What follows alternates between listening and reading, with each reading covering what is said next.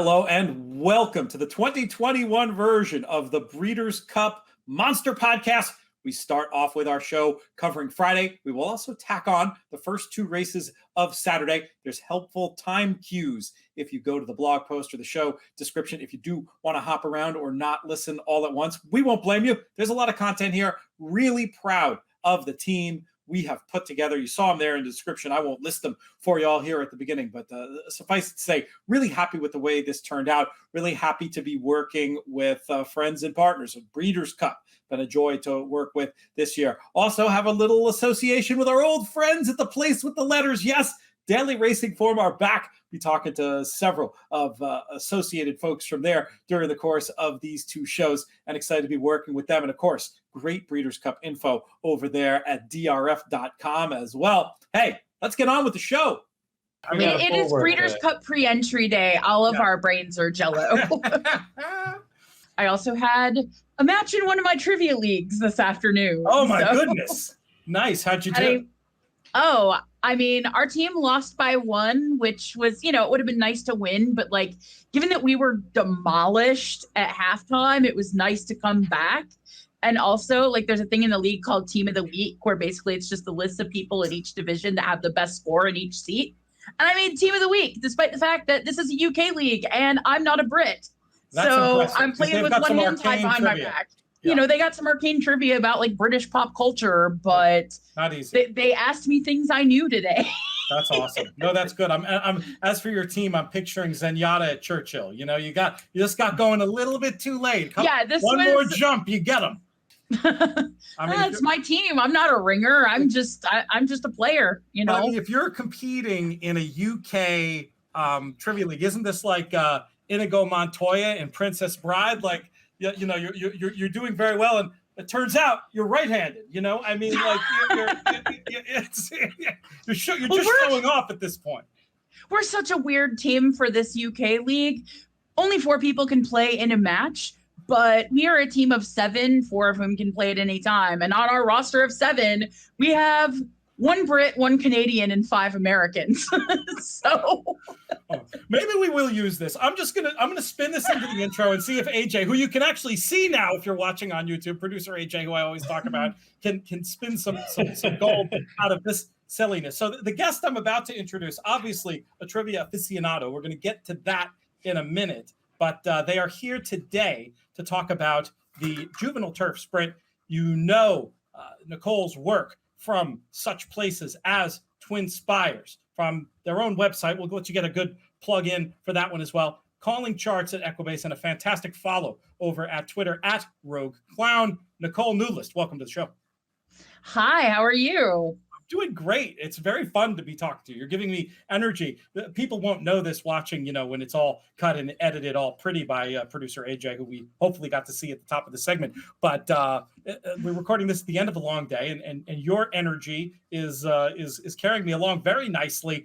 We're going to talk about the Juvenile Turf Sprint. Of course, we'll get there. But first, I want to talk about something else. And we hinted at this with the whole trivia thing at the top of the show. You recently had a very well-regarded appearance on Jeopardy! What was that experience like? It was one of the most things I've ever done in my entire life. I've been wanting to be on Jeopardy! Since I was a little kid, and calculating my score with a little calculator sitting in front of the TV. And so it was so much fun to be on there. And unfortunately, I only got to play 1 episode because I ran into a bona fide super champ in Matt Amodio. But I gave him a great game. I was the first player.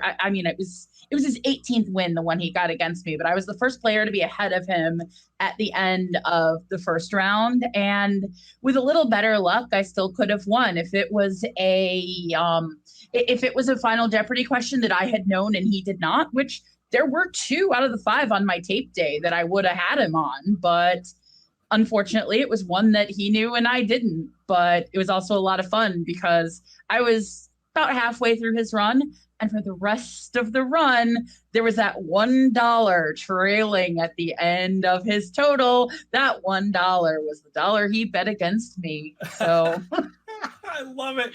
That's good. That's good stuff. How is your racing trivia? You know, we've never really gone down this particular rabbit hole before. Is it strong? Should we do some sort of racing trivia? You know, we'd have to make you the quiz master, obviously, in this scenario. But is this a future podcast we can collaborate on, maybe? Oh, that would be a lot of fun. Maybe once Breeders' Cup is over, because I know you're swamped and I'm swamped with this. But I'm thinking holidays. This is a holiday. This is that one quiet week of the year. You know, we've done some silly things before during that week, and I think this might be something we have to revisit. All right, enough of that. Let's talk about the stated purpose for being here, Nicolle, and that's the Juvenile Turf Sprint. Give us an overview of this year's race. Is it a race you're excited to participate in and watch? Oh, it's a race I'm definitely excited about. And I'm based in Chicago, and it's fun that that's one of the races that we have a horse who ran here in Chicago, one-timer, graduated first out at Arlington, and then has spread his wings, won at Woodbine, and then won the West Coast prep for the race. And it's interesting because I was looking at the back Juvenile turf sprints, and it's a turf sprint. You know, there's always going to be a lot of early speed because turf sprint, but what has won the Juvenile turf sprint every single year? Good old fashioned American speed. Every single time. It's been 2 Wesley Wards, 1 Todd Pletcher, but it's been good old fashioned American get to the front and hold them off. And the horse in this race who looks like the one who, you know, assuming he gets out of the gate well, is going to be the one who shoots the front and tries to hold them off, does look to be a one-timer. And he's just very fast to the front. Of course, he's going to have better horses trying to run him down than he ever has. Probably the scariest of the bunch is, speaking of Wesley Ward, Averly Jane. Averly Jane has early speed, but has also proven that she can be a little tractable. Look back to that dirt form, the debut at Keeneland, that Kentucky Juvenile at Churchill Downs. So the question is going to be whether one-timer is going to be able to hold someone off. But yeah, I think there are a lot of horses who are going to be trying to get to the lead. You know, most of the field has shown a good bit of early speed. Wesley Ward has 2 in the main field, that Twilight Gleaming, who has a lot of speed, won a listed race in France, and that was actually pretty impressive. Twilight Gleaming did not have an easy time of it. It looked like his foe was going to go right by, and no, Twilight Gleaming is a filly. Del Mona looked like she was going to go by, and Twilight Gleaming just kept finding and said no. The question is, though, is she going to be as fast to the lead as, say, one-timer? And if she's not, is she going to be able to win from just off the pace? Who knows? And if some of these other horses do prove that maybe they can make these speedies go a little faster, Vertiginous is probably going to try. Run Curtis Run is probably going to try. Quick Susie won't be too far back. Go Bears Go is probably going to at least try. That's at least the better style. Kind of an interesting, if you do think it's going to set up for an off-the-pace horse, or even if you do think speed is going to hold, but you want a horse to kind of play with in those underneaths, I think Dairy Nane is interesting. Took a big step up to win the Woodbine Cares. First start on firm turf, first at a flat 5 furlongs. And here going to California, good chance that it comes up California firm, which is probably going to be even firmer than that Woodbine firm. I'm not sure about getting all the way there just because 5 furlongs on the grass for 2-year-olds so often does happen to be speed. But I'm definitely using Dairy Nane in my unders, and we'll see how it turns out with the posts. I can't really land on a horse for good until I see where they draw, but I do think one-timer looks to be the speed of the speed, and I do think that particularly Averly Jane is going to – she's shown a lot. Good chance she gets first run. Yeah, I'm really interested to see how it draws, though, just because where is the speed? Is one-timer going to be buried down on the fence in a full field? Who knows? It's definitely, we need to do the race design, and we need the draw in this race particularly. Yeah. Curious to get your thoughts about the foreign contingent. Quick Susie, one who interests me, I'm guessing has been laid out for this. With the 2 months off before the previous race, assuming this was a prep, but the idea of coming here, maybe the 5 around a bend could be a little bit tricky for one whose form is the best bit of form is the flat, is the straight 5. But I was also wondering if for Quick Susie, for some of the other European invaders, if they do go fast enough up front, maybe that could bring a little bit of that European, comparative, when you're talking about a 5 furlong race, stamina into play. What do you think of the invaders? And do you like any of them in this spot, or are you all about the home team? I do think Quick Susie I think Quick Susie's one of the better invaders. I don't love the fact that Quick Susie's only had the 1 start since June, and that she was 9th beaten 4 1/4, but that was good to soft. That was going 6 furlongs, and Quick Susie tighten the screws there, can certainly improve, because that win she had to back at Royal Ascot was over much better ground going 5. The turn is something new. There are a couple of other of the Euros who have had a shot at a turn, but again, the ones who've had a shot at a turn also perhaps have a little bit of class to prove. I think Vertiginous is kind of interesting because she's not only had tries at turns, but she's gone left-handed once, and ran a decent second on debut. The question is, of course, class. She's kept finding ones who were too good in the group races, so I'm really not sure on the class thing there. I don't love any of the shippers. I think that Quick Susie is the class of the shippers, but again, just looking, there's not a whole lot of history to go on, but looking at the history of this race and even the history of the turf sprint for the grown-ups, if you will, for the most part, odd Euro hitting the gimmicks has been about the ceiling. Granted, last year that was turned on its head when Glass Slippers won the grown-up turf sprint, but for the most part, the home team and in this juvenile one, speedy home team, is been the order of the day, and that's kind of where I'm pulled so far. I get it. And it might be that dynamic might be made all the more so when you're looking at the flat 5 as opposed to the 5.5. I had dismissed them, all the European turf sprinters I had dismissed out of hand, and it caught me out. I had a lot of friends who loved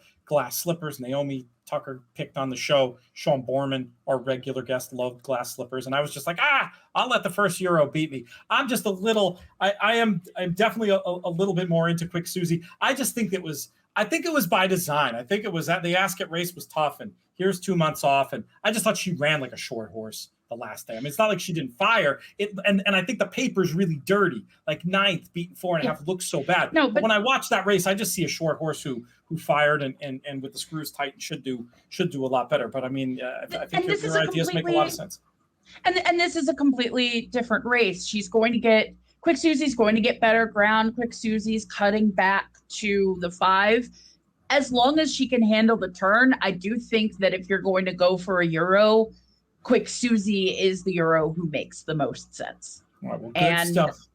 Yeah, I barring a horrible draw or something weird, I see her in my exotics. She makes a lot of sense, at least for that. And if you're getting enough price to win, why not go for it? I like your idea, though. You get to bet on a Chicago horse at the Breeders' Cup. I could see that, and it does sound like obviously you're not going to be leaving. You're not going to be overlooking the Ward runners when it comes to your bets. Oh, absolutely not, because it's the Breeders' Cup Juvenile Turf Sprint.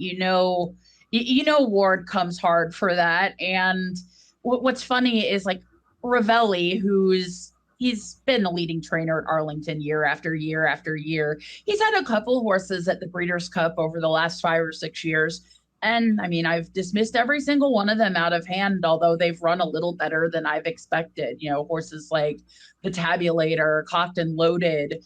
But I do think this is the best horse that he's sent to the Breeders' Cup. And I do think that just the way it being a flat 5 furlongs on the turf sets up for a horse who can just go to the front and run them off their feet. And that's the name of one-timer's game. I mean, Larry Ravelli is buddy with Wesley Ward, and it shows up when he runs his baby race sprinters. It's like Wesley Ward is to the Keeneland April meet like Larry Ravelli is to the 2-year-old races in Chicago. He wins a ton of them at chalk to 1. I love it. Nicolle, we're going to let you get out of here. I'm going to steal your line in closing. We're going to miss you next week at the Breeders' Cup. But I'll actually let you say the line. We're going to miss you next week, but why can't you make it again? The charts don't call themselves. Good stuff, my friend. We'll see you again. Have fun at the Breeders' Cup and see you soon. Cheers. Couple of events we got to let you know about that are happening next week. One is virtual and in person, though even for the in-person one, we're going to be virtual. Does that make sense? Anyway, you'll figure it out. We're talking about the 2021 Breeders' Cup handicapping event with our friends at Medallion Racing / TaylorMade. Everybody out there can watch this thing streaming. I think it's going to be about 6:30 Eastern. It's going to go live on our YouTube page. There'll be a lot of social media promo about it. We'll get all of that tied on, dialed down, whatever you want to say. This is going to be our final answer show, essentially. Me and JK are going to be a part of it, Philip Shelton, and a mystery guest, I think, as well. But if you're in the Lexington area, this is something you can go to in person. You'll be watching us on screen, but you'll have an opportunity to partake of some excellent hospitality, delicious food and drinks. It's at Malone's Prime Events and Receptions. That's out on Tates Creek Road, November 3rd. The reception starts at 5:30, goes to about 8 o'clock. They're going to be putting a betting syndicate together. I think JK is going to be involved in putting that together as well. Mark Taylor will be on hand to host. You got to buy tickets to this thing, and they're easy to find if you go to the Medallion website or if you go to my Twitter. I'm going to pin this on my Twitter so you can see exactly how to click through and make sure if you're in the Lexington area next Wednesday, you want to attend this Breeders' Cup event. Going to be a lot of fun. And wherever you are out there in the world, we hope you'll be joining us to watch live. Should be a ton of fun. Race number 7 on Breeders' Cup Friday is the Breeders' Cup Juvenile Fillies.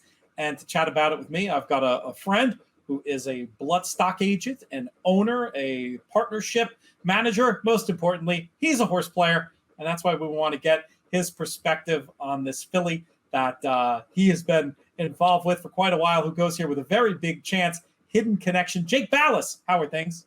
Hey, Pete, thanks for having me. Everything's going good. Just in Lexington at the sale and trying to find the next Hidden Connection. So hopefully we're back in the same spot next year. I love to hear it. When did she come to your attention? Let's start with her. So, we've been buying some horses privately, and a friend of mine gave me a tip that day at Colonial to bet on this filly named Ocean Size. And so I'm at home playing the races, and I bet on Ocean Size and I'm watching the race, and this Connect filly just runs off the screen. I look down and, I said, dang, man, that was impressive. And I see that Hiddenbrook Farm owned her. And going back years, I did some stuff with Hiddenbrook, boarded some horses. They helped me buy Cigar Street when we first got in the business.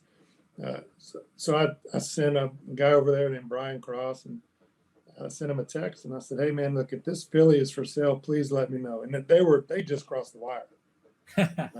So he said, well, I'll talk to Dan. And I made him an offer right then. And she hadn't even gone back to the winner's circle. And I said, this is what I'm going to offer. So they said, well, let's wait for the numbers to come out. This was on a Tuesday, I believe. And it took a while for the buyer to come out, and the RAG number didn't come out. And so I wanted to throw this number out because I didn't care about the figures. And I really didn't. And I know a lot of horses, I do care about it, but I watched her visually. I didn't care if the buyer came back 42 or 92. Didn't matter.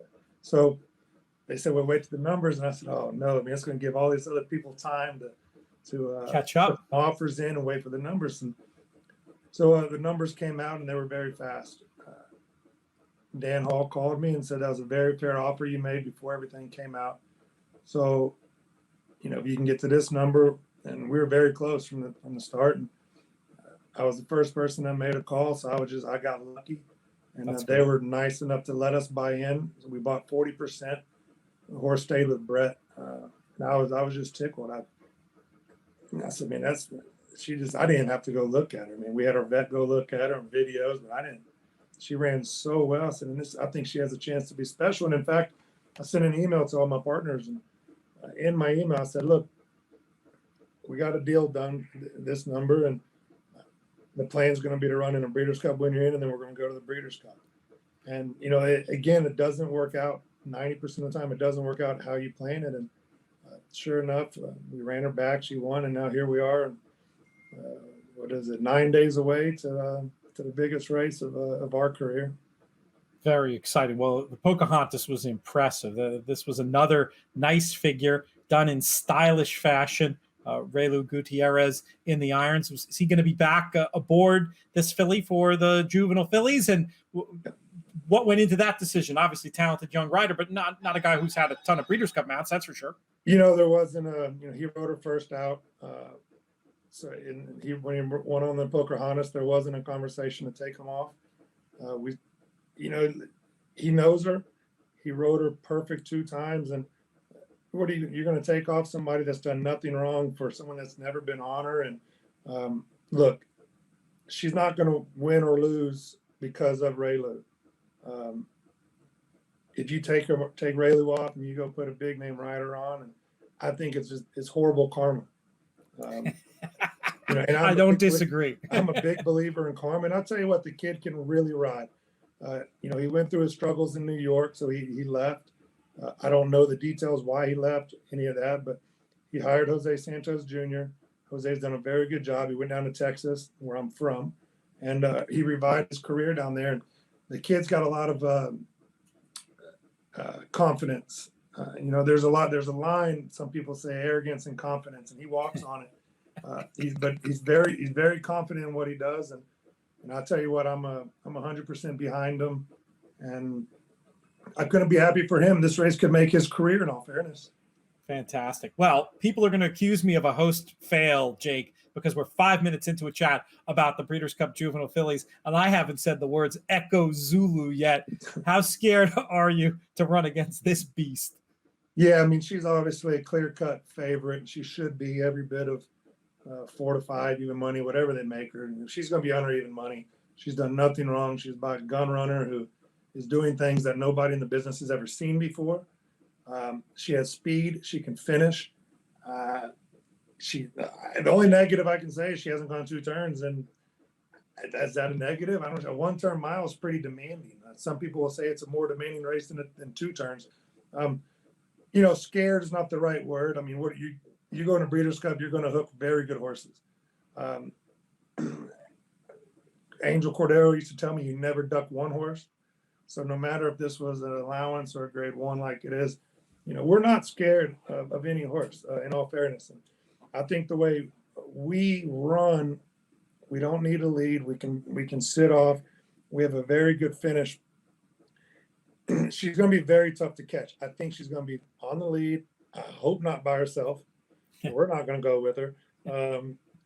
I don't think, unless Mailloux may have different ideas. If he does, you might want to talk to him about that. Right. I'll let Brett handle that. I don't need an owner. He doesn't need owners telling him how to do his job. And so I hope she's not loose on the lead. I hope somebody goes with her. If she's loose on the lead, I don't know how anyone else can beat her. But if someone goes with her and makes her run a little bit early, and we can sit and stalk and pounce, I think we have as good a shot as anybody in this field of winning the Breeders' Cup. Tell me who else you see as the key competition in this spot. It's obviously, in my opinion, it's going to be Juju's Map. She's gone 2 turns like we have. Her last race I thought was visually was very impressive. The number came back pretty good, 84 buyer. We're sitting there in an 87. Hers was a grade 1. We were grade 3. And I know Brad Cox was high on his other horse in that race. So as a quality of field, I think she beat a better bunch than what we did. You got the connections of Brad Cox and Florent. I mean, how can you count them out? She has a similar running style. as we do. So I think it's going to be Echo Zulu, Brad Cox, and us. And the California horse ran well last time, has the home field advantage. And Dallas Stewart's horse in there actually closed very well in the spinaway. She came flying. I think she's very underrated. I don't know what to make of Todd's maiden race, but if Pletcher's entering a horse in a Breeders' Cup for Eclipse and Rapoli, and you get IRAD, I think you have to respect them as well.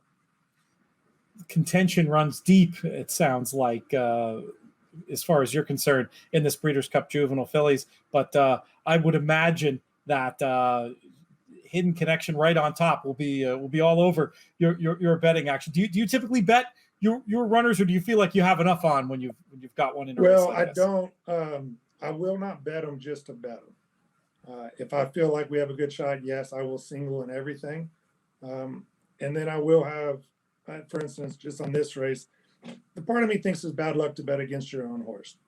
Oh, no doubt. Will I have a saver with Echo Zulu? That sounds funny, right? A saver with a 4 to 5 shot. You probably can't make much money that way. I will be pressing my filly. She's working exceptionally. I mean, she's 59 and change out 111, 59 and 4 out 112 by herself. She's working fantastic. I haven't seen videos of Echo Zulu, but Steve Asmussen, again, she deserves to be 4 to 5. That's the only two I will be playing, and I will be pressed on my filly, not just because it's my filly, but I just think that I do think she has a big shot of winning the race, and No will be doubt 4 to 1. Yeah, I mean that's right. I was going to ask what price you're expecting. About 4 to 1. You feel good about that? I think so. I mean, they're going to Asmussen, and then you have Brad Cox with Florent connections. I think they will be second choice. I think we'll go up third choice, and I'm hoping Juju's map. Excuse me. Maybe Juju's map is the one to maybe not duel with Echo Zulu, but keep it from being that loose lead that you were afraid of. I hope someone, because I don't see speed anywhere else. I hope it's her. And like I said, the betting, Brad Cox, Florent are going to get bet.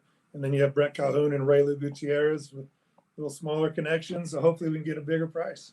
Well, it's going to be fun to watch. We'll be rooting for you. Hopefully I'll be with you for this one.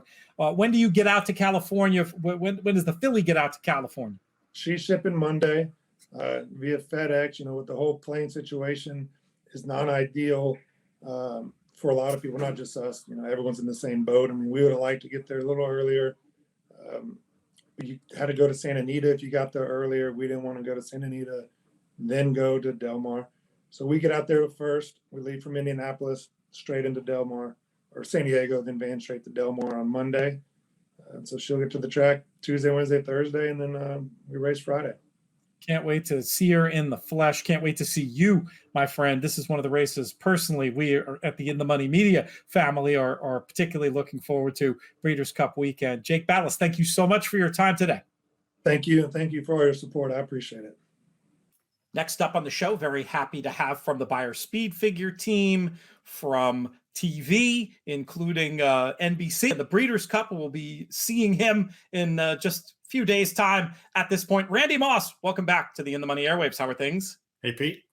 Things are well. This is the real me, by the way. Ball cap, one-day growth. Not what you see on TV, right? This is me. That's awesome. That's awesome. We like to see the real you, my friend. So I reached out to a couple of people ahead of others in asking them races they might want to talk about for the Monster Pod. You, without hesitation, picked the Juvenile Fillies Turf. Why was that? Well, to me, it's the most interesting race on Friday. And unfortunately, when we spoke, and I picked the Juvenile Fillies Turf, I would still pick it. But there were a couple of horses I was expecting to run that wound up not entering. Specifically Tenebrism from the Coolmore Aidan O'Brien barn, who looks like possibly the best filly in Europe. But they were going to pre-enter her, and then for whatever reason, they decided not to. But it's still a deep race from a European perspective and from a U.S. perspective, and I think it's a fascinating race. I felt like this year the juvenile turf runners from Europe looked a little bit stronger with all that Dubawi firepower entered there. Obviously, contenders coming here. Who do you think is going to win, though? Will this be a European victory, or can the home team get one? Well, the interesting thing about this particular race, Pete, is that for whatever reason, and I think it's probably coincidence more than anything else, but when you look historically at the juvenile turf and the juvenile Fillies turf, they've been polar opposites. The juvenile turf has been pretty much dominated by the Europeans, right? And the juvenile Fillies turf has been dominated by the Americans, even though at least half the time a European filly has been favored in the juvenile Fillies turf. I think that's probably because we've had a really good run of good 2-year-old American fillies who went on to do good things. I mean, Lady Eli, obviously, won this race and went on to be second in the Filly Mare Turf, won almost $3 million. Rushing Fall, same thing. Both those horses won, I think, 6 Grade 1 stakes. Newspaper of Record, we know how brilliant she was the year that she won the juvenile Fillies turf. Stephanie's Kitten won $4 million, and she wound up coming back and winning the Filly and Mare turf as an older mare. So we've had some really good Americans. But this year, I think the race is going to go to one of the Europeans. And we can dive in and discuss exactly why and who. But I think we may see a little flip in the script in the 2021 juvenile Fillies turf. You mentioned those 4 runners, 3 trained by Chad Brown that you mentioned, and he's got a horse who, at least before the final round of preps, looked like his beat teamer in consumer spending, despite the impressive win down at Laurel. And the one that I think has made the most visual impression looks to be at the moment potentially stuck on the AE lists. That's Haughty. How did Haughty's figure come back in that last run? Did it match the visual impression she made that day? Do you give her a shot if she gets in? The fig was okay. It comes on the buyer scale. It comes back as a 72, which is more or less about the same thing that consumer spending got when she won the race at Laurel. Nothing that'll knock your socks off. Visually, as you pointed out, that was really what was more impressive about Haughty than what the clock showed. And it looks like she'll probably get in. She's at the very top of the also eligibles after the rankings by the committee. And it looks like there's at least one horse in the main body that's either that's going to run in one of the other races in the sprint. So it looks like Haughty's going to get in. But to me, the Americans, I mean, yeah, I think these two are right in the mix of all the best Americans. But there's nothing among the Americans that really is super impressive to me, which is why I'm leaning toward the Europeans. I mean, Diamond Wow in the Jessamine was narrowly beaten by California Angel, who surged right at the end to nip her at the wire. And Diamond Wow was really compromised by post position in that race, an extreme outside post position, wound up going 4 wide around both turns. Then she was carried out through the stretch when Turner Loose, the pace setter, was tiring and drifting. And yet she still made the lead with about 50 yards to go, right when California Angel surged and nipped her at the wire. So you can make a case that Diamond Wow might be the best of the Americans. Pisa Bianca was second in the Natalma at Woodbine. And the way that race came back, Wild Beauty won that race, of course, from Godolphin, Charlie Appleby. And Wild Beauty was a mile the best in there. Yet Pizza Bianca's time in that race was still almost 2 lengths faster than the winner of the Summer Stakes a half hour later, Albar, another Godolphin horse. So the Fillies race was much superior to the boys race that day at Woodbine. Now you're looking at times, and of course you've got to consider at least that it's GPS timing at Woodbine, and we know how screwed up that is all around the country. But still, I think that the filly race was stronger than the boy race. And Pisa Bianca, I think you could make the case that she would be the best of the Americans. She also got squeezed a little bit at about the 3/16 pole. She was in some traffic, and they had to pause on her. Rosario had to hit the pause button for just a few strides. And when it did open up for her, she showed a nice turn of foot to run up in there real quick and burst away and wind up finishing second and beat all the other Americans in there behind Wild Beauty. So, that's a plus for Pisa Bianca. I mean, other than that, Koala Princess, I think, looked really good at Kentucky Downs, winning her last race. She beat a field that was sneaky good. She's 2 for 2. By the clock, it was okay. Visually, she passes the test, right? So you can make the case the Koala Princess might be the best of the Americans. But all of these, I think, are just a notch below the Europeans. And here's why. Okay. We saw how dominant Wild Beauty was in the race at Woodbine. I mean, she was compromised at the start. She didn't break that well. Then she was hammered from both sides. She drops 10 lengths back. Looks like she's got no shot. And yet she just dominates Pisa Bianca and the rest of the Americans. Well, after that, Wild Beauty went to Europe and she ran in a race called the Fillies Mile, the Bet 365 Fillies Mile. And she was beaten in that race by 2 of the Europeans that we'll see coming back in the Juvenile Fillies Turf. She was beaten by Cachet, who finished 3rd in the Fillies Mile, and she was beaten by Mise en Scène, who finished 4th in that race. So I think logically, you would have to think one of those 2 fillies might be the filly to beat in Del Mar. Of the 2, I prefer Mise en Scène because I think she had a little bit of a tougher trip in that race in the Fillies Mile. She was kind of stuck behind horses for a while. Even though she was being ridden the last 3/16 of a mile, she didn't really have a clear path. When she finally got a clear path, she ran up real quickly in the last 16th and finished side by side with Wild Beauty and actually finished about a neck in front of her at the wire. Cachet had a pretty clean, sanitary trip. And the winner of that race in Spiral is hands down the best filly in Europe right now. She's the early solid favorite for the 1,000 guineas next year. That's what the Europeans are always talking about. Who's the early favorite for the 2,000 guineas and the 1,000 guineas? But anyway, that's why I think the Europeans are probably the best. And there's even a couple of Europeans in there that I didn't mention. Mailloux is going to be running. She won the Criterium at Maison Lafitte in France. But the thing about that race, now she's won her last 2, Mailloux has. But when you look at the Racing Post and you watch the video of that race and you look at the chart of that race, they have more classifications for course conditions than we see in the racing form over here. We'll see the course condition for that race at Maison Lafitte as being soft, which by American standards is pretty darn squishy. The Racing Post, the official designation for that was very soft. Okay. So the difference between soft and very soft by American standards, very soft would be a race in America that you wouldn't even run on the turf. Right. And you might not be able to run on the course for a week. I mean, exactly. They would always come off the turf in America. It was very soft. So it begs the question. There was a lot of improvement in that race for Mailloux. Is it just the standard filly improvement with experience, 2-year-old experience? Or was it the fact that she was running on very soft turf and that's something that she prefers?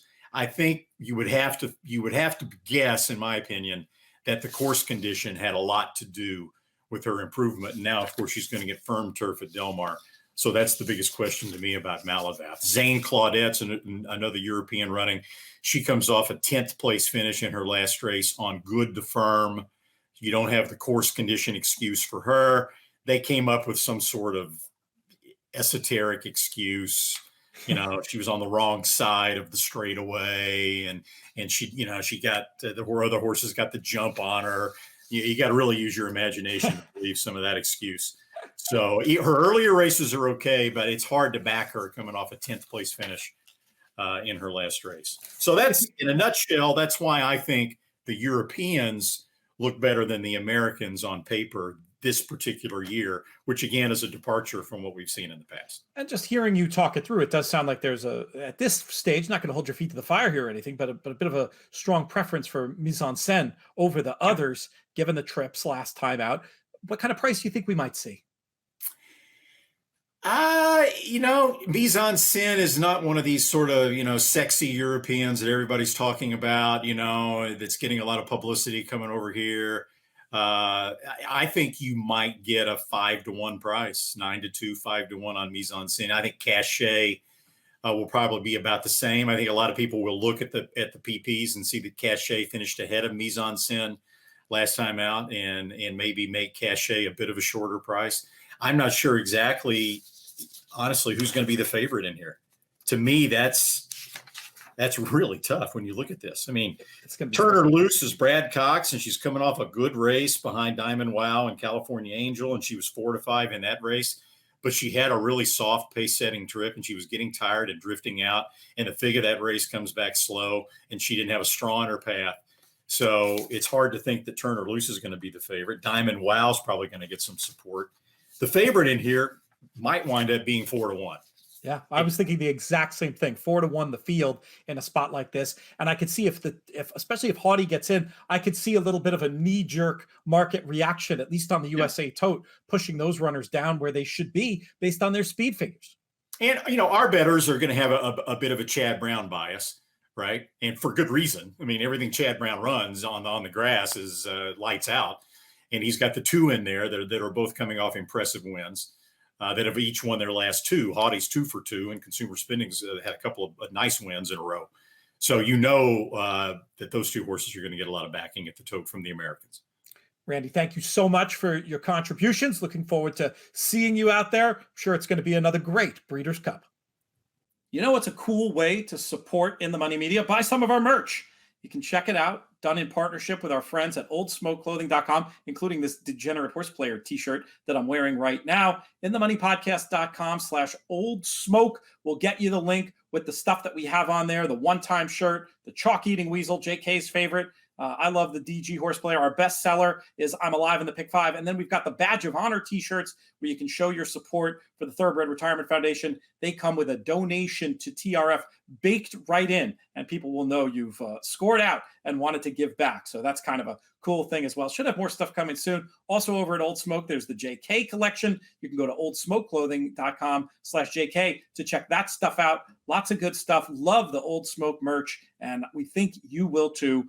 That link, once again, InTheMoneyPodcast.com/oldsmoke. Next up on the show, another one of our handicapping authors, among many other things, an owner, a fantastic horse player, all-around terrific person. He's Stephen Crist. What's going on, Steve? Hey, Pete. How are you?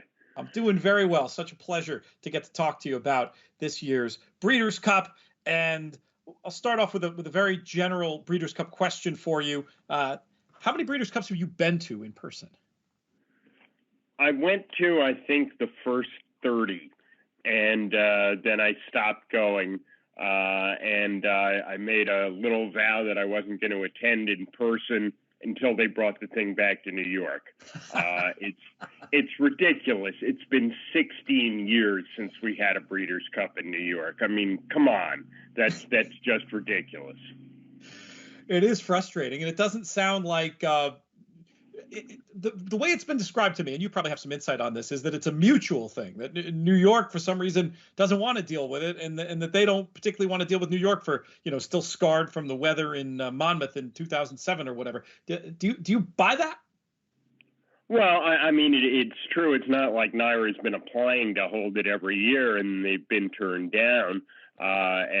Between politics and then construction, it hasn't been ideal in the last few years. But I think for this thing to continue to have credibility, you have to run it in California every few years. You have to run it in Kentucky every few years, and you have to start running it in New York again.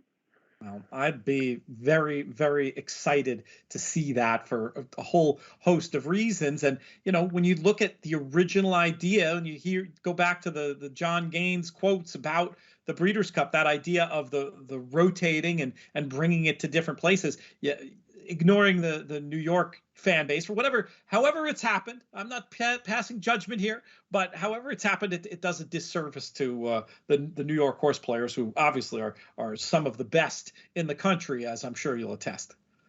Absolutely. I mean, clearly you've got these three huge racing centers in New York, California, and Kentucky, and it just makes sense to move the thing around. I was horrified a few years ago when there was this movement to permanently relocate the Breeders' Cup to California. I think that's just a horrendous idea. And, for fairness, you need to move this thing around so that you don't have built-in home court advantages.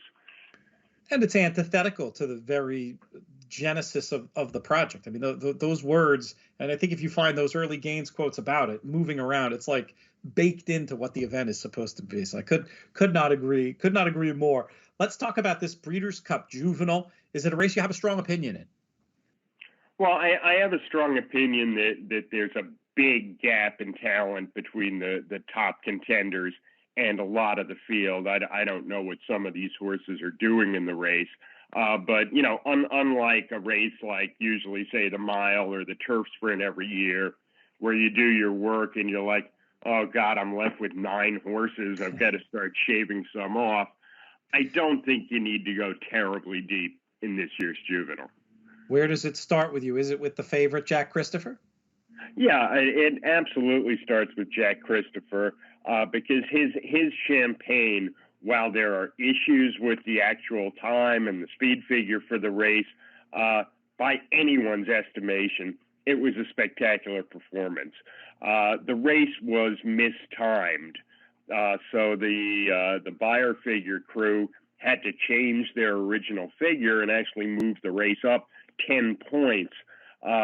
It's really disgraceful at this point that we can't trust the times of races like the Grade 1 Champagne at Belmont. Clearly, the industry is having some growing pains with satellite technology and timing and Trackus and the teletimer. But, I mean, come on, if we can't trust the times of our most important races, I think we're in trouble. I sent a sarcastic text to a friend of mine who was making the same point this morning. And I said, come on, man, technology's hard. It's not like we put a man on the moon 50 years ago or anything. Yeah, right. Anyway, hopefully, I mean, one good thing is we have people at the Buyer Speed Figure team, and obviously Craig Mulkowski gets top billing for this as well, going back through, and Randy Moss has been a tireless advocate as well, going back, hand timing races and making sure bettors have the best data that we can. But yeah, obviously in the big picture, it's still pretty unacceptable.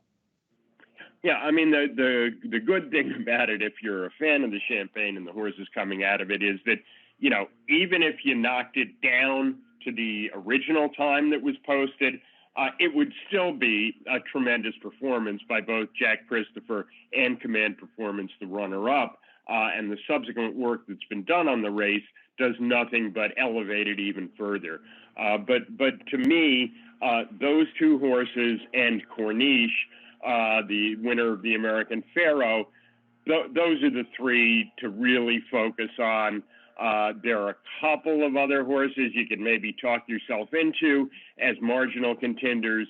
And then there are, I think, a couple of play against and several horses that don't belong in the race. Well, we'll at least quickly try to touch on them all. Let's start at the top of the market, though, with my big question about Jack Christopher. And I'm a fan. There was 5-2 available in England. I advised an associate to get involved in that because I feel like, based on the figure differential, this is a horse that could go shades of odds on, 11-10 even money kind of thing at the end of the day when you just look at the field and you look at the figures they've been running. The question a lot of people will have: one turn at Belmont versus 2 turns out at Del Mar. How, in your handicapping, do you try to evaluate horses that will make that transition from 1 turn to 2 turns successfully? Well, that's something that people have done research on. Randy Moss, in particular, looked at all those 1 mile, 1 turn winners stretching out to 1 mile and a 16th in the Breeders' Cup and found that in general they handle it. It's not a concern. It certainly is a concern, if you're talking about Derby horses for next year. And I certainly have my reservations about Jack Christopher by the time we get to the Derby. I mean, he's by Munnings out of a half-hour's mare. This is hardly a pedigree that screams, a mile and a quarter or even further. So, I think that for next year, you have every right to be a little worried about Jack Christopher going 10 furlongs. But the difference between 8 furlongs and 8.5, I don't think is going to make the difference in this race. Let's talk about Command Performance, who certainly had a couple of eye-catching runs, is one who, to my eye anyway, shapes like might appreciate even longer than the mile and a 16th we're going to see next Friday. What are his chances in this race? Well, I think his chances are pretty good. On the one hand, you can't argue that, just because he was making up a little ground on Jack Christopher toward the end of that race, that he ran a better race or can be expected to turn the tables, because Jack Christopher did all the dirty work in that race. I mean, he was right on top of a very fast pace, and he kept going. So it's not surprising that Jack Christopher was, slowing a little at the end.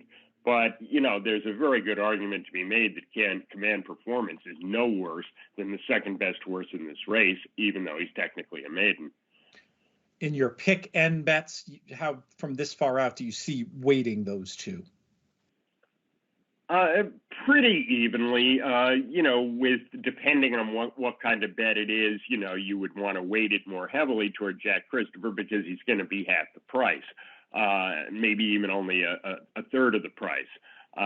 So, if you're talking about pick fives and pick sixes, I'll certainly be using both of them. But, if I were playing doubles or pick threes around the race, you would weight it more toward Jack Christopher just so as not to give up the value if he's going to end up going off 8-5.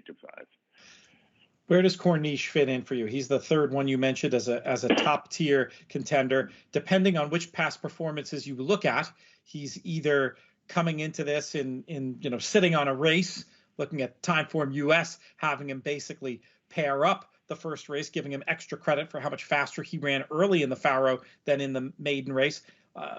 In Beyer speed figure terms, it looks like a horse that might not necessarily be appreciating this extra ground and getting better. How do you think he matches up with the best of the East Coast? It really is a bit of a mystery with the figures this year. I mean, you've got these massive discrepancies among the Beyer figures and Timeform and some other speed figure services, particularly about Corniche. I mean, some people have him running the same race twice. The Beyer figures, which I always default to, and I think are the best available figures out there, have him dropping off 13 points from his debut at Del Mar. I really don't remember a race recently. There was such a discrepancy in the speed figure services, so you got to be a little bit careful. But, again, in the same way that with Jack Christopher, it doesn't really matter if his Beyer for the Champagne should have been a 94 or a 102, because in any case, it was a terrific performance. In the same way, I mean, Corniche is a very fast horse. And, whether his debut at Del Mar was more like a 90 or a 98 doesn't really matter. It was a very fast performance. He's a very good horse, and he's probably got some improve in him. I expect him to be right on or near the lead. And I don't think, you're supposed to let horses like this beat you. I'm not going to be shocked if he wires the field and for some reason Jack Christopher off a cross-country ship doesn't, run his very best race. It's a big edge to have the Breeders' Cup in your backyard, and I think that's helpful to Corniche as opposed to the two Champagne horses this year. Do you think there's a chance this could play for a meltdown if Corniche and Jack Christopher just hook up early with who knows who else may be joining the party? And if it could melt down, who would be the beneficiary in your view? Well, I think Command Performance would be the beneficiary of that. And the one other horse who I'll be using in case of a scenario like that, and a horse has just caught my eye a couple of times. I don't think he's as good as the top three at all. But if there's a meltdown, the horse who's I think is absolutely going to hit the board is Oviatt Class, who finished 4 lengths behind Corniche last time. But again, Corniche got loose. The fractions were okay, but not demanding. And Oviatt Class, I almost think of Ali Sheba in the Juvenile, going back a long ways of, a horse who just comes on at the end of the race every single time, is almost certainly going to improve with more distance. And I like him to hit the board if there's a meltdown. currently priced internationally 25-1, and you might get something close to that potentially on the day, at least 15-1 plus, I would think, on Oviatt class. And I definitely take your point about the finish and just racehorse toughness that Oviatt class has shown to this point. A couple of other runners are in single digits, Pinehurst and Rattle and Roll. Do you give either of them much count? Those are the two that I'm playing against. I realize they're both grade 1 winners by open lengths, both 4+ winners of their last start in grade 1s. But I think in both cases, the races came up slow and the competition was poor for both of them. So, Rattle and Roll, to me should be 30-1, but he's going to be more like 8-1 because he won the Breeders' Futurity, and people keep talking about he won it impressively. He dominated the field. Well, yeah, that's because nobody else in the race ran. That wasn't a very good field going in. The talent in the field were some 6 furlong horses trying to stretch out. They couldn't. This was the only legitimate 2-turn horse in that race. So to me, he's very, very dressed up. And his winning buyer figure of 81 doesn't put him in the same universe as the top 3 horses. And Pinehurst, Del Mar Futurity winner, what do you make of him? I mean, obviously, I know what you make of him, but why aren't you taking him seriously, a grade 1 winner for the silver-haired one? Because I think he's only run twice. Obviously, all these horses are allowed to improve. But his Del Mar Futurity, he ran against absolutely nobody, and he had a winning figure of 79. And now he's both got to stretch out to 2 turns and improve 15 or 20 points to be competitive. To me, he and Rattle and Roll are the 2 money eaters in this race who are going to provide value. Maybe make the market for the top 3 that we talked about, reduce that takeout and let you get involved a bit. You mentioned that there were a couple other horses you could tell a story about. Obviously, Oviatt class was one of those. But is there another you want to have at least on some tickets? I'm not going to allow myself to be brilliant in every other race and then lose this thing because the Japanese horse turns out to be a freak. In my kind of ABC way of looking at things, I will use Jasper Great as a C. I realize the record of Japanese horses in the Breeders' Cup has been terrible, but you know what? They're getting closer. And, here's a horse who won his debut going 1 mile and an 1/8, and he won by 10 lengths, and he's from Arrogate's first crop. Is it likely that he's a world-class monster? No. Is it possible? Yeah. To me, Jasper Great at 30-1 is a more likely winner than Pinehurst or Rattle and Roll at 8-1 because we know what they are. We don't know what he is. It's an interesting case. There was one timing note I saw that made me a little skeptical about Jasper Great, which was that somewhat average 3-year-olds on the same card ran the same distance in 3 seconds faster. That gave me a little bit of pause, but this is a horse that if he looks good at the price he's going to be, there's absolutely no reason to talk anybody off of just trying to get alive, because whatever price this horse is on the tote, I'm going to pretty much guarantee you in the pick bets he's going to be a lot bigger than that price. Is that a reasonable supposition? No, I think you're absolutely right. Does everybody else fall in the category of you're not sure what they're doing in the race, or did you want to touch on another? Boy, they really are, and I mean you've got trainer Christopher Davis with 2 horses, American Sanctuary and Tough to Tame. I can't figure out what either one of them is doing in this race. They're each 50-1. I just can't see them. You have horses who have been being beaten these top races in California, like Papa Cap.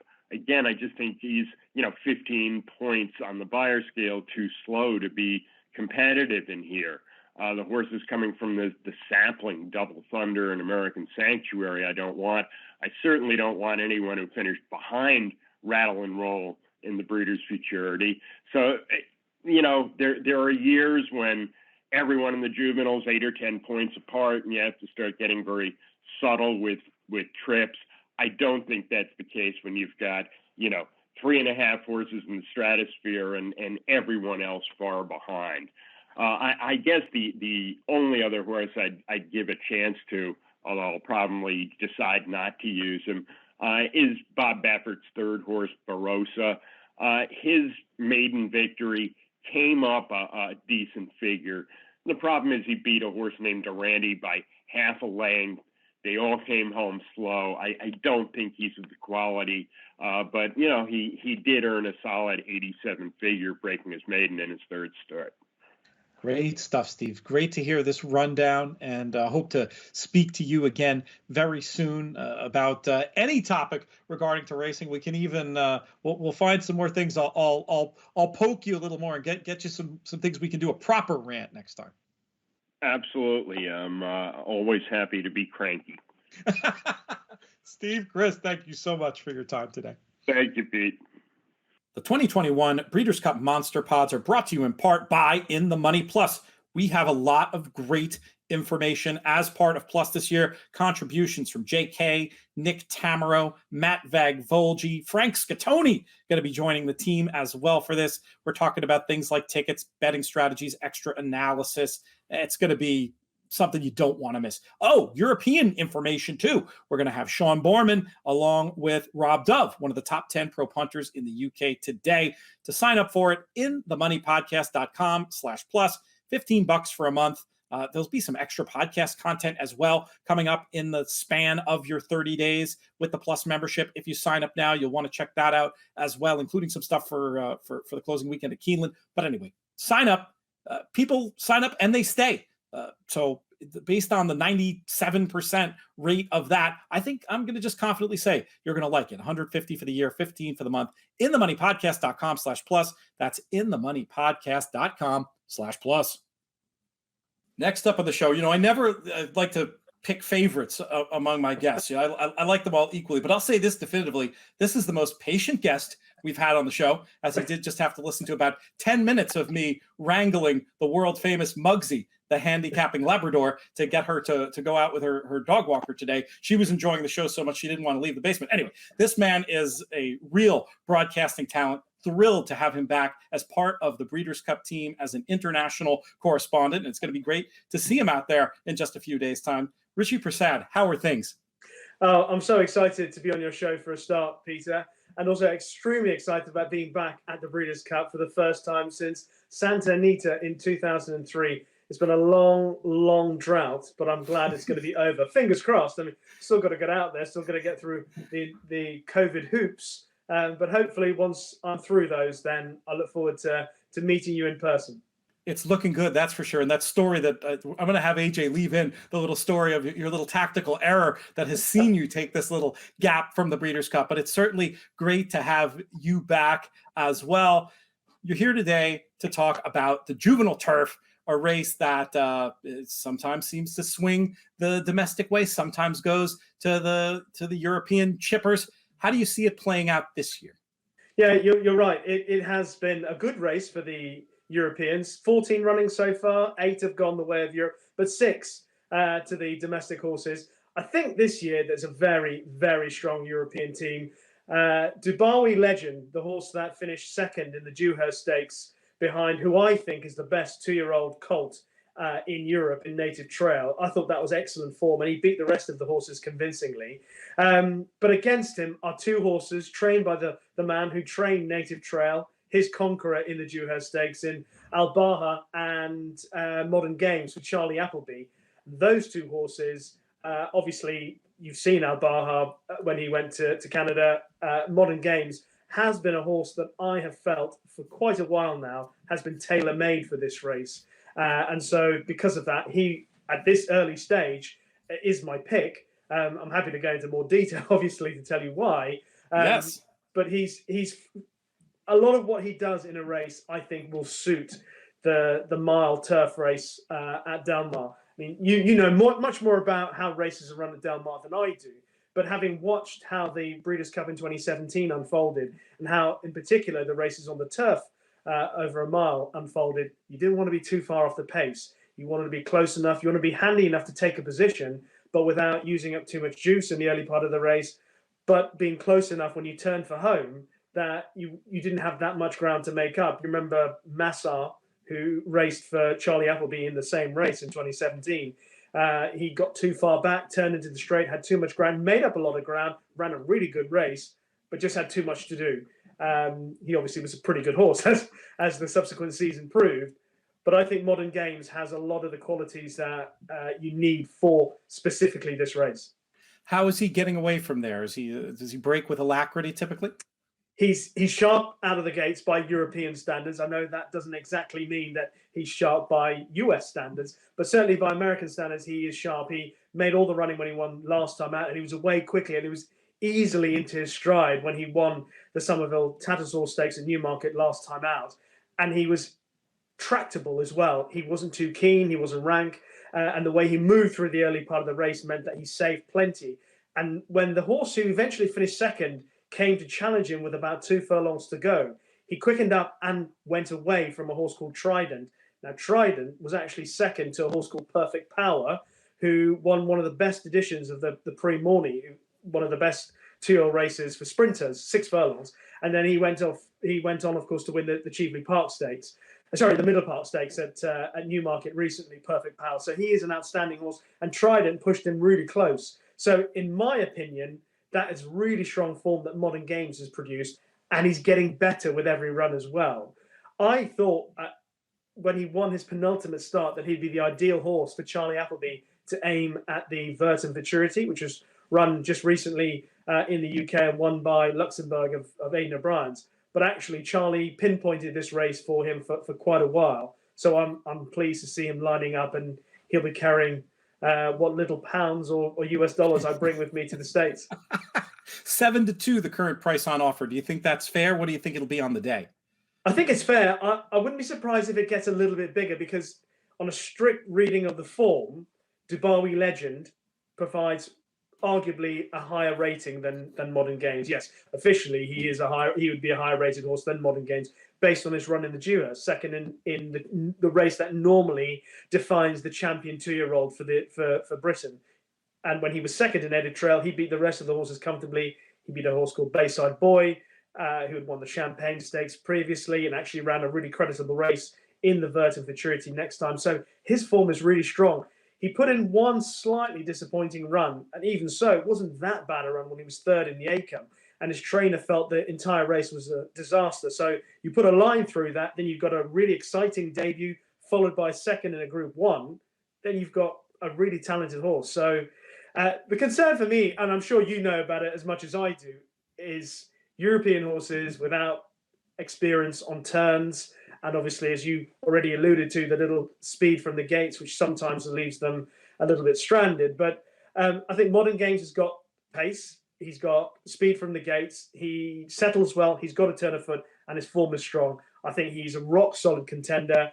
Dubawi Legend, he's actually been around a bend, albeit not a significant bend. He ran over 7 furlongs at York, which at least gave him some experience of going around a bend, not quite as sharp and not quite as taxing as the one that he'll face at Delmar. But also, Hugo Palmer was keen to stress that having run at Newmarket, the dip and the challenge of going down into the dip at Newmarket and coming back uphill actually gives them some experience of having to change their legs, find a different stride, find a different rhythm, which he feels if you can't do it at Newmarket, then what's the point in going to Delmar? So he was really encouraged by what he saw at Newmarket. I love that point, and I've never thought about it. I would describe it as a handiness, but the point about the switching the leads also very important. But I would say for a long time I've thought that York is a good pointer for horses who can succeed here. Maybe not so much as Chester, but the idea of typically a little bit better ground, left-handed, and being able to handle that turn. Those are all very, very interesting things. Sounds like the market and you do have Albahar rated behind the other Modern Games, top two. Yeah. What about the USA contingent in here? I've been of the feeling, looking at speed figures, that Annapolis and Portfolio Company are both significant talents who, with an average group of Europeans, I think I'd be maybe keen to back against the Europeans. With as strong as Dubawi Legend and Modern Games look, I'm not sure if I share the enthusiasm I had before about getting stuck into Annapolis and Portfolio Company. But how do you think they rate? Well, I looked through the American horses and the American form, and I used Al Baha as a guide, obviously, because he ran in that Grade 1 at Woodbine, and he normally, interestingly enough, Al Baha is a horse that normally races handily. Yet he went out of his what I would consider his usual comfort zone, and then he blitzed the horses that he raced against on that particular occasion. And in my eyes, the way I viewed them, and I think the way handicappers on this side of the pond would view them, would be that he would be significantly behind Dubai Legend and Modern Games. I mean, even in his own stables, I think William Buick will ride Modern Games because he's the number one for Charlie Appleby. Actually, I quite like the look of the horse who finished second to him at Woodbine in Grafton Street. Now, I think he had quite a big reputation the first time he ran.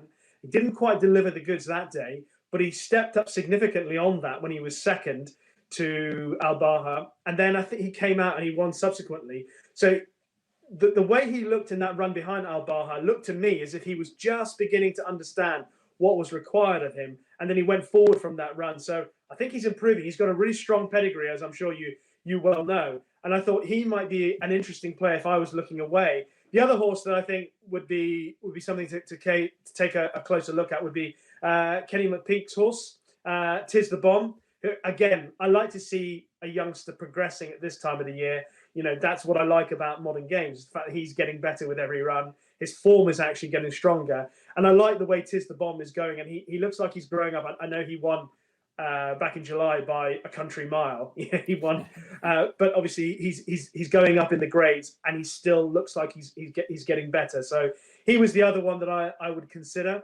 But I hate to say this because every Breeders' Cup that I cover or have covered from a distance, or even when I've been stateside, I get taken away with the Europeans and feel that, especially on turf, they've got such a good chance. But the strength of the form, aside from the fact that we know about Al Baha's quality in Woodbine, and that is a good guide, I think, to the other two horses that I've mentioned in Modern Games and Dubai Legend. It's just that they are so solid. They really are quality horses who haven't been over-raced. And I think the reason why Europe have won 8 of 14 runnings of the juvenile turf is because they haven't been stretched throughout the season. These are young horses who haven't been on the go for a long time in general. So by the time they come to States, they're still on that upward curve, as opposed to even reaching their peak, or indeed perhaps slightly training off, which we've seen many a time before. So I would think that this is a really good opportunity for the Europeans.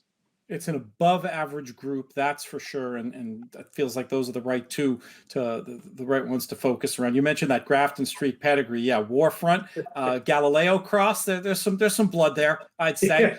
And that's a horse that's going to be a very big price potentially for USA players looking to play in our style exotic. So you didn't come out and say this, but are you telling me you don't really rate Annapolis and Portfolio Company, or you just prefer others? I just preferred from the horses that I'd seen. I mean, I've watched the races of Annapolis. I watched him at Belmont, and I like his attitude. I mean, he had to grit it out last time at Belmont, and I like that.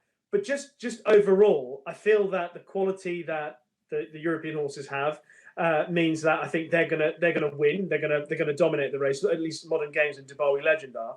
And I was looking for something that had.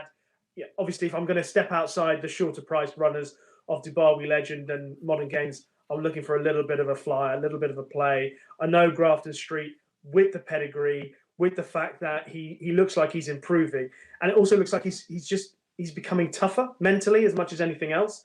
And I just felt that he was the type of horse that just might sneak into a place at a big price. The way he was ridden when he was behind Al Baha, where he was dropped off the pace. He would be the kind of horse that I would imagine, I was saying to you, you want to be on the speed and you don't want to be too far away. I can imagine him being slightly further back than the speed and then picking up some pieces at a decent price, maybe finishing second or third. And that's how I saw him being played. And Tis the Bomb also, maybe the bigger priced American runners might just be a bit more of a play for me if I was going down that route.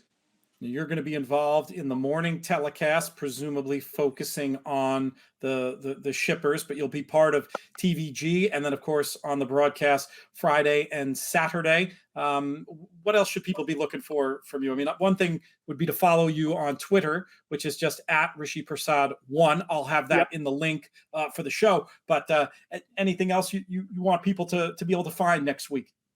Well, the other, and I might be going overboard here on Charlie Appleby, but there was one Charlie Appleby runner that disappointed on his last start, and it almost played, I feel, into my hands the way I've been following him for the Breeders' Cup Mile on turf, is Master of the Seas. I've been thinking, and I know Space Blues is probably going to be the stable number one, and he looks an obvious choice. He travels really well. He's really a 7 furlong horse, 6.5, 7 furlong horse. And I liked Master of the Seas for this race for a long time, primarily because in most runnings of the Breeders' Cup Mile turf, they go a decent pace. It should allow him to settle being a race on turn. If he can get a decent draw, get some cover, he's got quite a turn of foot. And I remember he disappointed, obviously, last time out, but he also disappointed on his comeback run in Dubai at Meydan. And then he came out and he won. He ran a cracking race in the 2,000 Guineas at Newmarket. I felt like he was the best horse in the race on the day. He was only nostrils away from Poetic Flair, who proved himself a top-class 3-year-old. And on that form, that 2,000 Guineas form at Newmarket, Master of the Seas would have a big chance, in my book, considering that Poetic Flair ran Palace Pier to a very, very narrow second in France. Palace Pier has only been beaten by Baid this season. If Baid had turned up for this race, he would be a very, very short price. So in my book, Master of the Seas might just be a really interesting angle in the Breeders' Cup Mile on turf. 14-1 right now for Master of the Seas. Good shout there, Rishi. Great having you on. Very excited to see you in person next week. Same here. It's been a pleasure. I've heard a lot about your show. It's been an honor to be part of it. My great friend Andrew Cotter spoke very kindly and very highly of the time that he made an appearance on your show back in the good old days of lockdown. Oh my goodness, that was quite a fun conversation, I have to say. Very distracting getting to hear all about the dogs. And apparently he has a new book. We might have to reach out and get him again for one of these shows post Breeders' Cup. I might have to bring one out signed for you. Now, if you can make that magic happen, I'll go from owing you one libation to about 15. But we can arrange that. Now that's a challenge. Cheers, my friend. Thank you very much. Look forward to seeing you next week. Next up on the show, very excited to bring in my friend and really a broadcaster. I've said this before, I'll say it again. Fastest way to become an insider in thoroughbred racing is to listen to his show every day on either his website, stevebick.com, or SiriusXM. It's called At the Races, and it's just a treasure trove of great information. There is this one guy who occasionally comes on to talk about contests. You don't have to listen to what he has to say, but the rest of it is pretty darn good. He's Steve Bick. Steve, how are things? Pete, good to be here and starting to get excited about next weekend. When do you head out there? Saturday. Excellent. I heard a rumor you might have a little co-host in our mutual friend, the Hammer, a couple of days next week. I'm looking forward to coming by and harassing you potentially. Hammer's been a co-host all year. Everywhere I went, there was Hammer. We were at Del Mar for Pacific Classic Week. He was up in here at Saratoga. We were at Kentucky Downs together, and at Haskell together at Monmouth. So yeah, it's been a magical mystery tour. He's a globe trotter, a country trotter, as are you. And it's always great to hear what you guys create on your airwaves. That'll be must listen stuff. I think he's also going to be part of your written coverage as well, covering the Filly and Mare turf, which on our airwaves last year and in your printed material, he gave out the nice price winner, Audaria. Where can folks get more information on the auxiliary print stuff you're going to be doing? It'll be at the website, stevebick.com. I got to be careful about the moniker because the moniker is very, I had to make some distinctions on the moniker. The At the Races, Breeders' Cup, Betting Companion, not to be confused with a wagering guide. The betting companion. Between that and the at the races meaning two different things depending on which side of the pond you're on. It's hey, I mean, the whole name of our network I accidentally took from Jim Goodman and his podcast about Keeneland. So I know about navigating these tricky waters. Hey, you were here last year. We talked about the Filly and Mare Sprint. We'll lay our cards on the table. Just 7 runners. Probably not the race that most people are the most looking forward to on the 2 days of the Breeders' Cup. But, I mean, I still think it's kind of an interesting race. Does it boil down to a match between Bella Sofia and Gamine? Is this Gamine as free square? How do you see this race at a high level? Well, yes. The answer is that it's Gamine and Bella Sofia. And, you do have local horses. You got Peter Miller. You got Michael McCarthy, you've got Sadler, but none of them are fast enough. And Gamine, as has been the case all season with her 4 starts, every race you've said to yourself, I don't think she's quite as sharp as she was at her best last year, but she's had a pace advantage. It's the same thing with Latruska. And every time you've looked at her races, you say to yourself, well, I think I want to go against her, but she's got this pace edge up on the front end. Same thing with Nick's Go. I mean, you're gonna repeat this equation really all day today on the Saturday card. And the problem is you don't want to run with her, and you don't want to let her get away too easily. This is one of those races where the draw could, I think, play some role depending on, where Gamine lines up. And I don't think, people who worry about, the inside, she's negotiated the inside without a problem.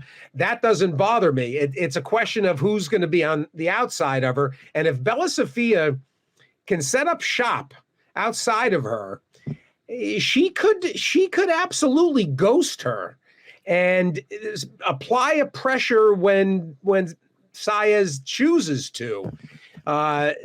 That's the potential here. And I'm sure there's going to be people who are going to be doing anything they can to figure out a way to get past not just Gamine probably, but Bella Sofia too, because Bella Sofia is going to be the near second choice.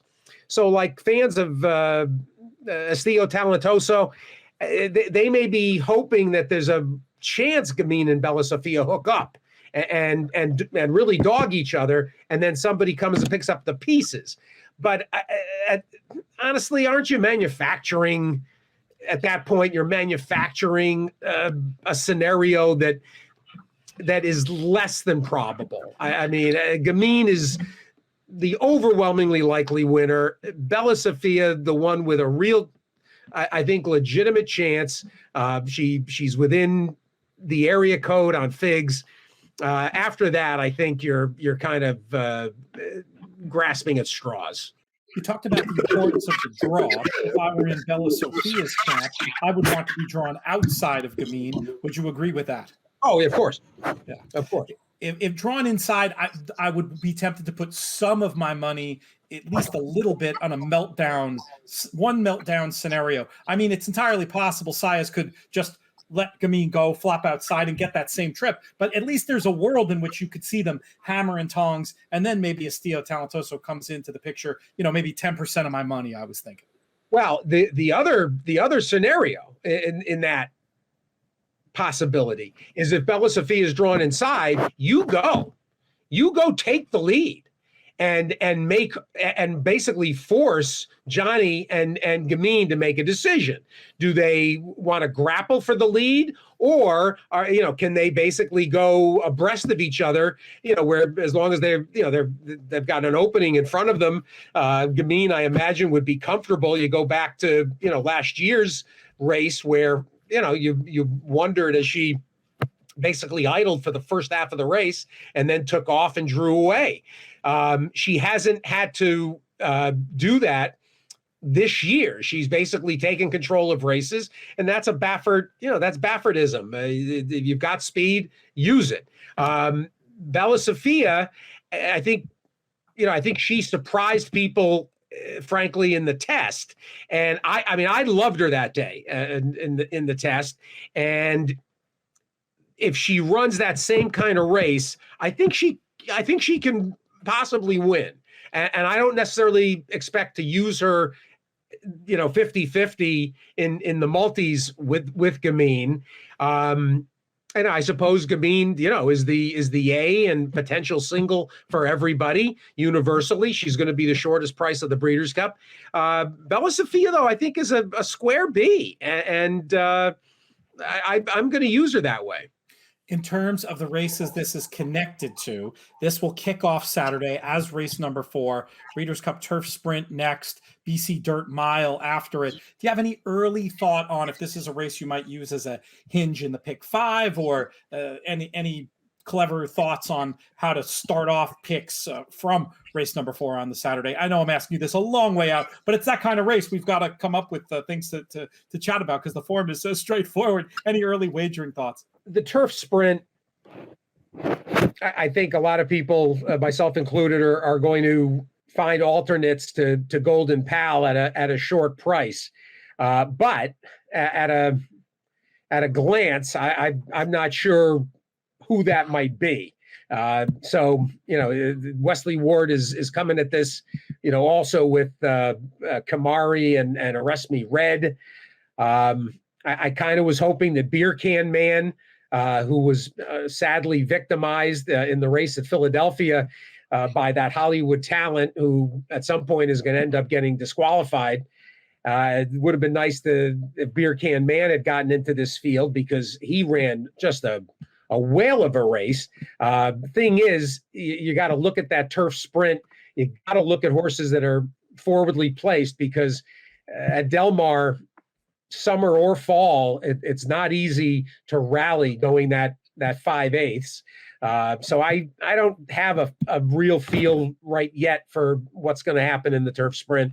The Dirt Mile, I'm so disgusted with this race and its presence. It's time for this thing to go away. I've been saying this for years. It's just such a superfluous race, and all it does, it takes horses out of the sprint. It's diminished the sprint over the years. It rarely gets a chance to be run as what it's supposed to be, a one-turn mile at Belmont and Churchill. I don't get this race at all. Life is Good you got to expect Life is Good will be very tough in there. That's a short price. I mean, if those 3 horses win, if Life is Good, Golden Pal, or the other Wesley Ward, if they all win, I mean, that's an $11 pick 3. Not good. Not what you want a Breeders' Cup game. Yeah. I mean, I hate to have this reaction, hours after the draw, but I got to tell you, this thing, it's not exactly personal ensign and winning colors, and I think it's going to be a nice couple of days of racing. Let's keep it keep it simple. I just, some of the things that we expected to happen in terms of the fields didn't really happen. So as the day goes on, we definitely get into better stuff. But those of you looking to start out maybe with a little bit of a price against Gamine, I like the Bella Sophia idea. I like just trying to put some money through her, maybe more as an action bet, depending on what prices look like. But I think you can conjure scenarios, as you did, where she gets the better of her. And I think Gamine will be the shortest price of the 2 days. And maybe that will mean we get a little bit of a float on Bella Sophia. That's where I'm leaning from this far out. But yeah, I'm with you in the general way you see the race for sure. Steve, appreciate you coming on here. And next year, we'll definitely get you a race with more than 7 runners, I promise. Well, you can't switch me, because then next year the Filly and Mare Sprint will be fabulous, and I'll miss the Filly and Mare Sprint. Best of luck to everybody. It's always fun. Lots of great information, and everybody, working every which way they can to get players, get them the tools they need to succeed on the 2 days. Cheers, my friend. You too. PTF here just to tell you, if you're liking this content, we've got so much more for you on the Breeders' Cup. Yeah, I told you about inthemoneypodcast.com/plus before, but there's also going to be a ton of free stuff. Some of the things we have planned, really hoping we get back and can do some sort of collab with the Matt Bernier show, that wildly popular Breeders' Cup show he did last year, still getting views on YouTube somehow. We'd love to do something like that again. Baby Talk, Sean Tugel and I will be going over the baby races. That's going to be a ton of fun. I told you also elsewhere in this broadcast about the TaylorMade live show that you can watch streaming. That's, of course, going to be archived on our YouTube channel, and also we'll put up an audio version of it. And one of the most popular things we've done amongst the real aficionados, Pro Players Roundtable. Not sure exactly who the lineup is going to be, but it's going to be great. That will drop Thursday night. Anyway, lots of content. Follow me on Twitter. I'll be tweeting everything at Looms Boldly, or just keep checking regularly over at inthemoneypodcast.com. That's inthemoneypodcast.com. Next up on the show, very happy to welcome back to the In the Money airwaves. I said when we were just talking recently, we'd have you back sooner rather than later. We've made it happen. We're from the Gulfstream simulcast feed, and once upon a time, the Fort Erie tip sheet girl, Ashley Mailloux. What's going on? Not too much. Don't say once upon a time. I still did it this year. You know I love Fort Erie. I can't let it go. I will never be able to let it go. Things are good. South Florida has been treating me really well, getting to travel a bit. And obviously, we're here to talk Breeders' Cup, always an exciting time of year that we all just kind of wait for. After the Triple Crown, now everyone's thinking about the Breeders' Cup. So it looks to be a pretty interesting 2 days of racing. It's going to be a lot of fun. Thrilled to hear that you're going to be out there. It'll be good to see you in person, and good to talk to you about this year's Breeders' Cup Turf Sprint. This is a race the Europeans hadn't had success in, and last year they did, returning champion in the form of Glass Slippers. Can she make it a double? I think she's intriguing. I wish I would have had her last year in the Breeders' Cup Turf Sprint, but I think kind of looking at her form since then, I know she's just raced the 3 times in 2021. She's finished 3rd in them. Obviously a bit of a different story than her previous campaign as a 4-year-old. But, I think the big thing to maybe take away from some of her races, especially that most recent race. I mean, when you look at the way the going was, I don't think that's the surface that she preferred. When she was at Keeneland, she only had to race over a good going, so it was drier than kind of what she would have faced last time out. And I think looking at her performance, A Case of You was about the only horse that was really flying late in that race. So I think for her, a lot's going to have to go with the footing for her. And South Florida might not be, Southern California shouldn't be a bad place for her to be weather-wise. What about the other invaders? What do you think of them as a group? It's interesting. We already talked about kind of not usually a good resume for them in this race. If you're talking about other turf races in the Breeders' Cup, it's a completely different story. I think A Case of You is intriguing. I mean, it was a pretty big performance last time out. I watched the replay last night, and Air de Valse was just far in front, actually looked home clear at one point, and then A Case of You was able to gun down. Had a pretty good year so far with those 3 wins on the resume. And kind of look at this horse is usually not pretty well respected in the pools. Usually goes off at a higher price. Now shipping over here with the Case of the Mare. I mean, she's going against the boys again, but at least she's shipped over here, and we saw that she could run after shipping. They're intriguing. I mean, they're hard to kind of separate. I think a lot too, we're handicapping. You know me, I'm always looking for prices. A lot will depend on the odds in terms of what sort of wagers I'm going to play on the race. Yeah, that makes perfect sense. And obviously doing this far out, this is another race I think we're really going to need the draw to start designing it in our heads. Let's talk about Wesley Ward. I think he's not a bad place to go next in this conversation. What do you think about the chances of his pair?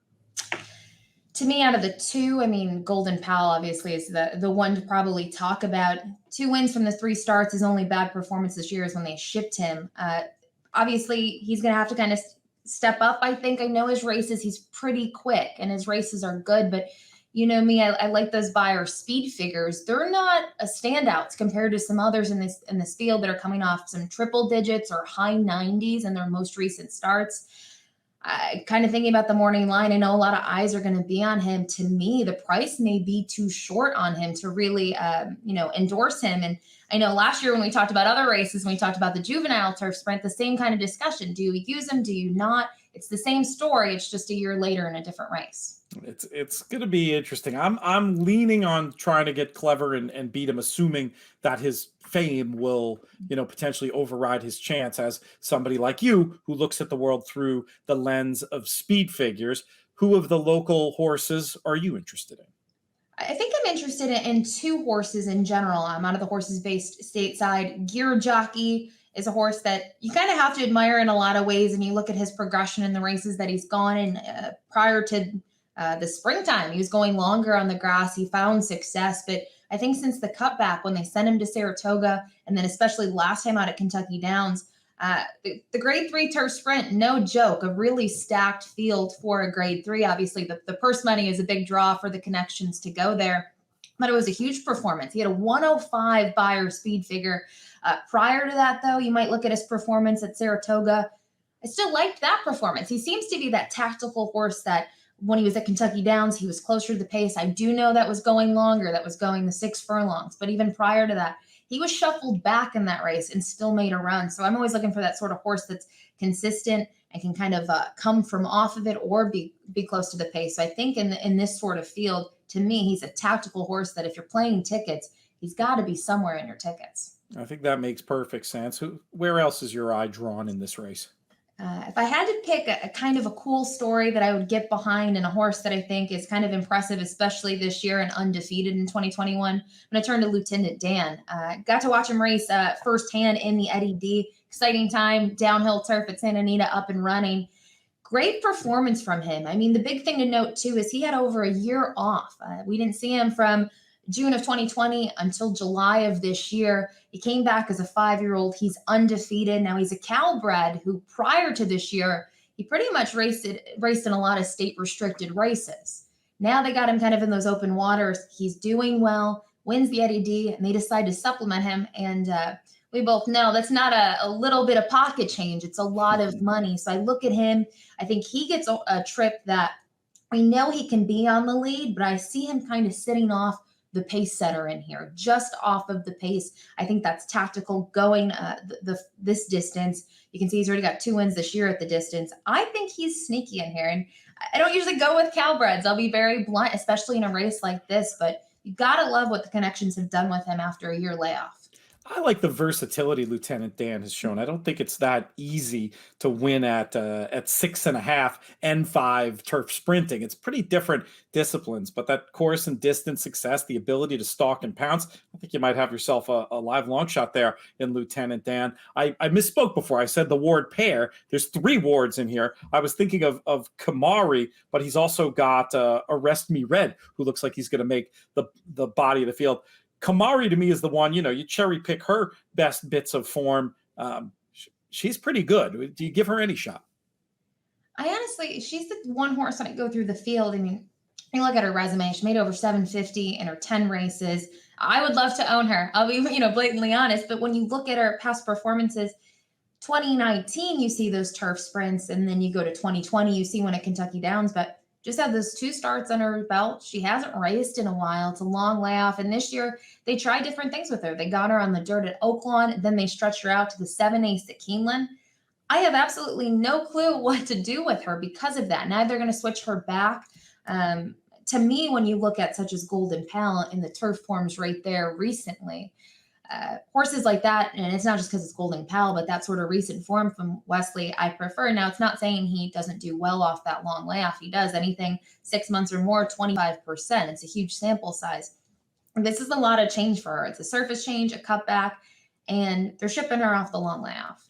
I think she's one that could potentially become like a talking horse Breeders' Cup week. One I'll definitely be looking to see how she looks, how she seems to be behaving, because again, just on her best form, the ability to be a grade 1 dirt winner, that speaks to me if she's coming into this race in the right shape. And Ward is just one of these guys who seems to be able to do this with the surface to surface and keeping them in form. And you mentioned about the stat off the layoff.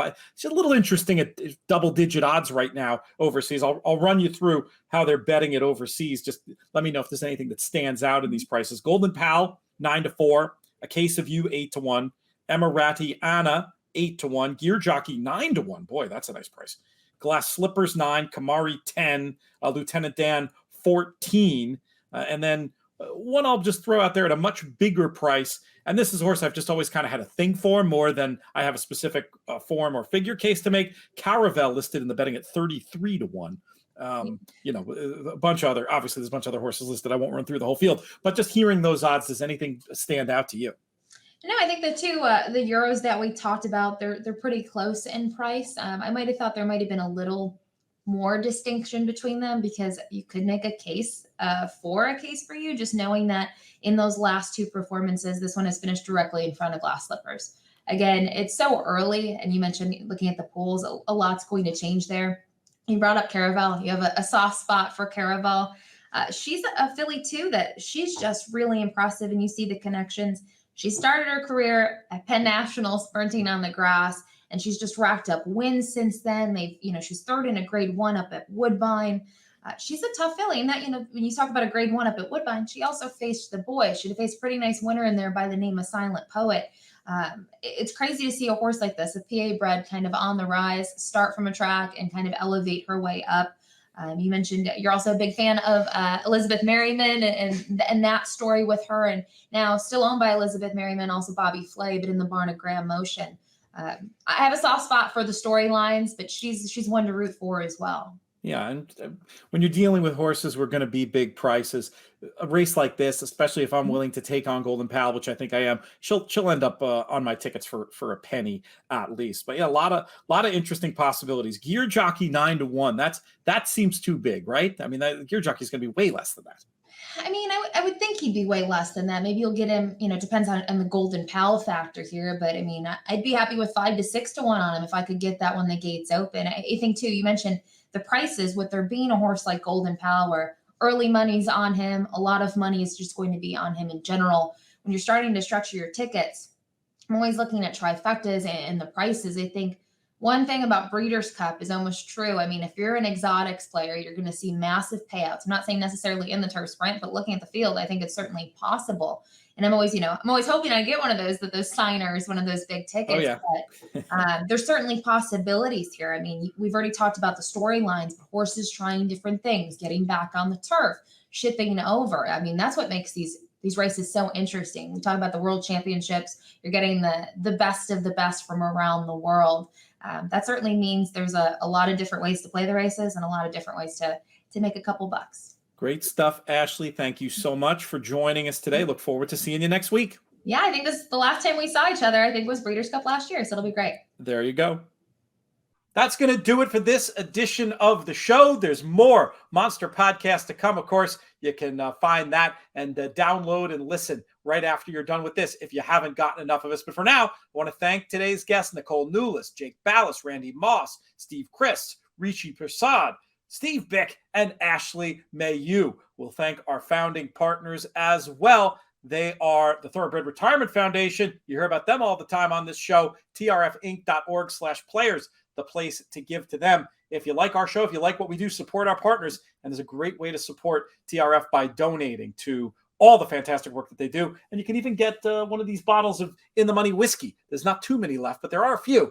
Check it out, trfinc.org/players. And of course, 10 Strike Racing. You know us. We always root for the purple and the black. Most of all, though, I want to thank all of you, the listeners, the viewers, for making these shows so much fun to do. If you're new to this content, we got a lot of it. In the Money Media on iTunes, the In the Money Media channel over on YouTube. A lot more cool content coming next week, including via our Plus service, inthemoneypodcast.com/plus. Check it all out. We really appreciate it. One more huge thank you. Producer AJ has just been an absolute rock as producer Craig is in the marathon world these last couple of weeks, and he has just excelled at his job and bringing this content to you. So thank you, AJ, immensely for all that you do. This show has been a production of In the Money Media. Our business manager is Drew Coatney. Our chief creative officer is Jonathan Kitchen. I'm Peter Thomas Fornatal. May you win all your Breeders' Cup photos.